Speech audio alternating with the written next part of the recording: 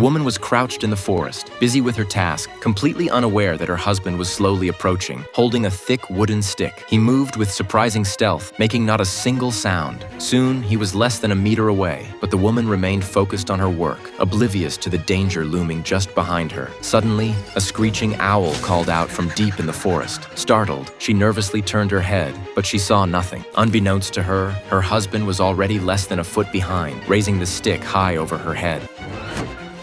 She fell to the ground at the blow, but his face showed no satisfaction, only panic. Shaking, he dropped the stick and froze, completely at a loss. Seeing no movement from the woman, he cautiously stepped forward to check, but the next second, he stepped into a hidden trap beside her and was hoisted high into the air, dangling helplessly from a tree. Time passed, though he had no idea how long. The woman eventually regained consciousness, slowly sitting up and rubbing the back of her neck. She tried to recall what had just happened. When she saw her husband suspended above her, she finally realized the truth and could hardly believe that the man she'd been married to for 10 years had actually tried to harm her. Fueled by anger, she picked up the wooden stick, ready to teach this ungrateful man a lesson. But just as she was about to act, a sudden flurry of footsteps sounded behind her. Confused, she realized something impossible. This deserted island shouldn't have anyone else. Then an idea struck. She turned to her husband, offered a small, sly smile, and tossed the stick aside before sprinting away. Before he could react, a group of cannibalistic natives appeared, closing in fast. Terrified, the husband struggled desperately, managing to swing his body onto a vine and hide just in time to avoid them. Once the natives had moved on, he freed himself from the trap and ran in the opposite direction.